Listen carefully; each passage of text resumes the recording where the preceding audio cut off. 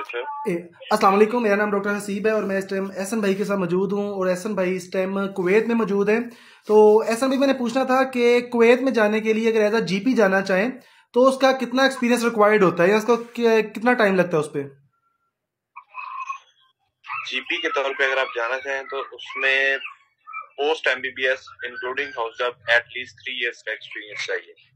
ठीक है, internal medicine की या तो ट्रेनिंग हो या आपका जीपीसी का experience post house job 3 years का हो, उसके बाद वो फिर आपको एज अ जीपी ले सकते हैं। और भाई इसका कोई एग्जाम भी होता है एंट्रेंस एग्जाम के विदाउट एग्जाम जाते हैं? पहले जो अब तक डॉक्टर्स आए हैं वो विदाउट एग्जाम आए हैं, जस्ट इंटरव्यू की बेस पे हैं। लेकिन अभी कुवैत वालों ने प्रो मैट्रिक एग्जाम शुरू कर दिया है। अभी तक ये पाइपलाइन में है, इस पे पेपर वर्क हो रहा है। तो जो नेक्स्ट रिक्रूटमेंट होगी उसमें वो ये प्रो मैट्रिक जो एग्जाम है उसको इम्प्लीमेंट करेंगे। ठीक है भाई, यहाँ पे जो जीपी है उसकी सैलरी कितनी है? जीपी की सैलरी डिपेंड करता है ना, अगर फ्रेश ग्रेजुएट है लाइक उसका एमबीबीएस के बाद 4-5 साल का एक्सपीरियंस है तो वो अराउंड 12 है। ओके, ठीक है, जो रेगुलर कॉन्ट्रैक्ट के साथ है। ठीक है। लोगों पे तकरीबन 980 केडी या 1000 केडी होता है, कुवैती दिनार ओके, की बात कर रहा हूँ। अगर कोई बंदा बहुत ही ओल्ड है, लाइक उसका एक्सपीरियंस 10-15 साल का है पोस्ट एमबीबीएस, तो वो उसके हर साल के एक्सपीरियंस के साथ वो वेरी करती है लाइक। लेकिन ओवर टाइम मिला के क्योंकि प्राइमरी हेल्थ केयर में यहाँ पे ओवर टाइम मिला के 200-300 केडी एक्स्ट्रा मिल जाता है, तो ऑलमोस्ट 14 to 1500 कुवैती दिनार उनकी पर मंथ जो है वो इनकम हो जाती है। ओके। अच्छा, ऐसा भी जो एज अ कंसल्टेंट जाते हैं जिसमें आप वहाँ पे गए थे, उसका क्राइटेरिया क्या है?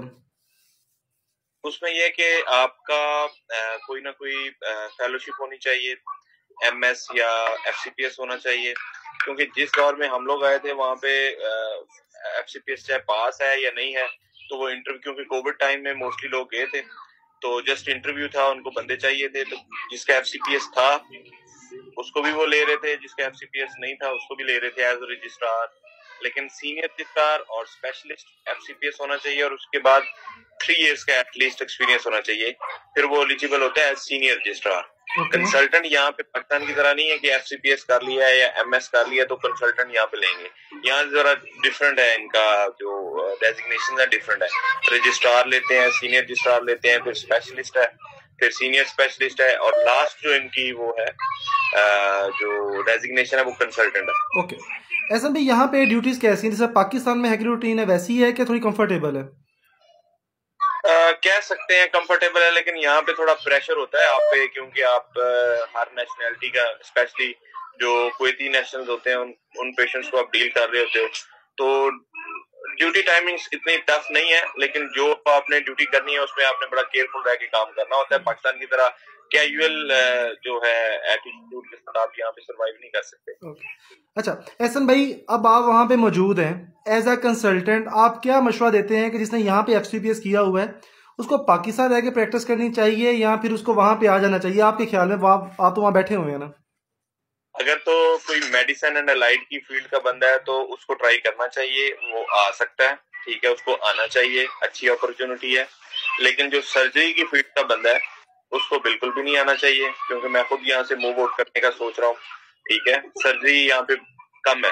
ठीक है, आपका जो सर्जरी की फील्ड में या तो आप आए एज अ कंसल्टेंट और स्पेशलिस्ट, उसके लिए कम से कम एफसीपीएस के बाद 5 इयर्स का एक्सपीरियंस होना चाहिए। ठीक है, फिर आप आए तो अच्छा है। ठीक है, लेकिन जैसे ही आपने एफसीपीएस किया है और 1-2 साल का एक्सपीरियंस है तो आपको सर्जरी यहाँ पे नहीं देंगे। सर्जरी क्योंकि पॉपुलेशन भी कम है और सर्जरी है भी कम, तो सर्जरी की जो फील्ड है, जिस तरह ऑफ्थल्मोलॉजी है, ईएनटी है, जनरल सर्जरी, ऑर्थोपेडिक है, उसमें आपकी प्रोफेशनल डेवलपमेंट नहीं है। ठीक है, तो ये जितने गल्फ कंट्रीज है उनमें ये एक ड्रॉबैक है। तो मेडिसिन की फील्ड में जितने भी लोग हैं उनको आना चाहिए। ठीक है। अच्छा एहसन भाई, अगर आप बाहर गए हैं, आपने वर्क किया होगा सऊदीया, दुबई, अबू धाबी और कुवैत, इन सब में से आपके ख्याल में कंपैरिजन में बेहतर कौन सा है? यार हर कंट्री के ना अपने वो हैं, क्या कहते हैं, पॉजिटिव्स भी और नेगेटिव्स हर कंट्री के अपने हैं। तो मेरा तो भी एक्सपीरियंस कुवैत का ही है। तो कुवैत का मैंने आपको अपना एक्सपीरियंस बता दिया है कि सिर्फ प्रोफेशनल डेवलपमेंट सर्जरी की फील्ड में नहीं है। ठीक है, बाकी जो मेडिसिन के लोग हैं वो ठीक है, अच्छा, उनको आना चाहिए। जो एग्जाम्स पार्ट 2 नहीं हुए और वो पैसा कमाना चाहते हैं तो वो आ सकते हैं। अदरवाइज जो मेरा एक ओवरऑल जो मशवरा है वो ये है कि अपना बोर्ड का एग्जाम जिस तरह फेलोशिप है वो कंप्लीट करें, कंप्लीट करने के बाद आए तो फिर ठीक है। जो लोग होते हैं जो ट्रेनिंग उनकी कंप्लीट होती है, एग्जाम पास नहीं हो रहा होता, वो आ जाते हैं, फिर यहाँ से रह के एग्जाम पास करना मुश्किल हो जाता है, वो मुश्किल है। मैं उनको यही एडवाइस करूंगा कि अपना फेलोशिप मास्टर्स जो भी है वो कंप्लीट डिफिकल्ट है क्योंकि वहां पे एग्जाम्स देने होते हैं, एग्जाम्स पास करना होती है, लेकिन वहां पे सैचुरेशन बहुत ज्यादा है। मोस्टली दुबई और कतर और ये जो दूसरे कंट्रीज हैं गल्फ में वो, और स्पेशली ओमान, वो इंडियंस ने ऑक्यूपाई किए हुए हैं, तो आपको इंडियंस के साथ कम्पीट करना पड़ता है। और वहां पे ऑब्वियसली क्या कहते हैं कि रेफरेंस भी होता है। जॉब लेने में मोस्टली HR डिपार्टमेंट में रेफरेंस चाहिए, तो वहां पे आपको जॉब लेना मुश्किल है। एग्जाम पास कर लेते हैं आप, लेकिन वहां पे 3 to 6 मंथ्स दुबई में, UAE में आपको वहां पे रुकना पड़ता है 3 to 6 मंथ्स अपने एक्सपेंस पे, फिर आप इंटरव्यू देंगे। वहां पे वो जूम पे या ऑनलाइन इंटरव्यूज नहीं वो लेते, ठीक है। आपको हर हॉस्पिटल में CV ड्रॉप करनी होती है और एक्टिवली परस्यू करना होता है, फिर आपको जॉब मिलती है। वहां पे एग्जाम पास करना मुश्किल नहीं है, जॉब लेना मुश्किल है। ठीक है।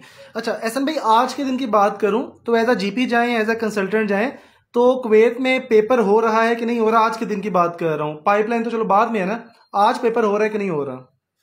अभी जिनकी रिक्रूटमेंट हो रही है, जिन्होंने CVs भेजी हैं प्राइवेट हॉस्पिटल्स में और गवर्नमेंट में, उनको वो यही कह रहे हैं कि आप अपने प्रो मैट्रिक पहले तो अपने सारे ओरिजिनल डॉक्यूमेंट्स जो वेरीफाई करवा के एपिक का अकाउंट भेजें, साथ एक लिंक भेजते हैं कि प्रो मैट्रिक एग्जाम के लिए अपने आप को रजिस्टर करें। तो ये शुरू हो चुका है। ऐसा यहाँ भी डाटा फ्लो ही चलता है? यहाँ भी कुवैत के लिए भी डाटा फ्लो की वेबसाइट यूज होती है? डाटा फ्लो यहाँ पे नहीं है। यहाँ पे बस ये कि आपकी जो HEC से डिग्रीज वेरीफाई होती हैं या CPSP से होती हैं, उसको बस कुवैत एम्बेसी से और मोफा पाकिस्तान से वेरीफाई करवाना होता है, और उसके बाद वो कहते हैं आप एपिक पे अपना अकाउंट बनाएं, और उसके बाद बाकी प्रोसेस यहाँ से वो करते हैं। चलिए, बहुत बहुत शुक्रिया एहसन भाई टाइम देने के लिए, और माजरत मैंने आपको डिस्टर्ब किया है। इंशाल्लाह फर्दर डिटेल के लिए दोबारा रब्ता करूंगा आपसे। ओके।